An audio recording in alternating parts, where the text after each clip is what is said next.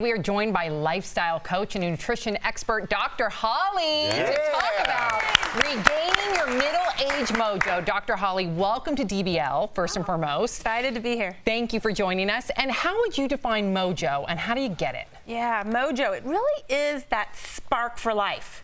You know, where you're out there, you're creating your dreams, but you're also living them. You're able to have the energy, the health, the connections you need to not just get by, to not settle, but to really go after them, to live your best life. And I know a lot of people think about mojo and they think about the bedroom, right? A healthy sex life. Right. I think the two go hand in hand. I do too. When you're living your best life, when you're out there and you're not settling, you're not afraid to be vulnerable, that's when you have that mojo. That's when things really start to click for you. How do we get this mojo? Yeah, I'm wondering how people lose it, because I think there's so many ways. Erica just loses well, mojo. yeah, because we got to get the mojo back. So I want to know, how are people losing their mojo? Yeah, I think people lose their mojo because life happens to them.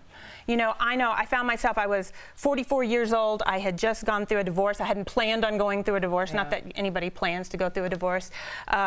All the dreams, what I thought I was going to do for the next 40 years suddenly changed, right? Lost my mojo, didn't know what I was going to do, kind of had to get it back. And I think life happens. It may be that you have an illness that throws you off your game. It may be that you spend all your time taking care of kids or your spouse and you forget your dreams, and that gets in the way. So life happens and you kind of lose your mojo, or you forget what it feels like. You said something interesting, to get back your mojo. How do people know it's gone, and how do you get it back?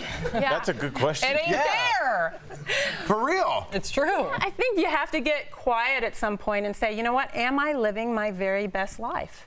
Am I living the life that I'm meant to live? Or am I just getting by? Am I just settling? When I get up in the morning, am I excited about getting up? Or am I just going through the motions? And if you're not excited about getting up, if you don't have that feeling of, yeah, I'm out there, you know, that doesn't mean every day is great, but I'm out there in the game. I'm not sitting on the sidelines. So you mentioned middle-age mojo and the idea of people losing it. And I know a lot of our viewers, they got married young, they had kids right away. Maybe they didn't exactly do the career path that they thought they were going to.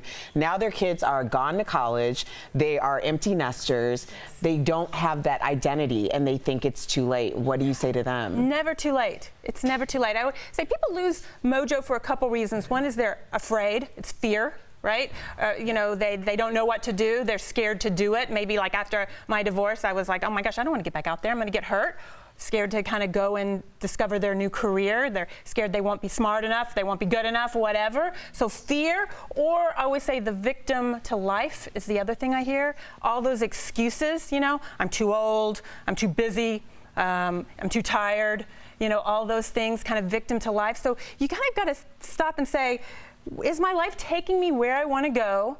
And am I scared to do it? So if you have that excuses, if you have that epiphany, what are some tangible things our viewers can do right now to get their mojo back? So maybe talk even about the first thing they should do. Yes. The first thing. So if you're there and you're kind of scared, and that's fear. Fear-based is so common. I would say action conquers fear. So take an action step, even if it's a baby one. You know, for me, the thought of like getting on online dating, that was way too much. But it's just lunch, that was like a toe in the water.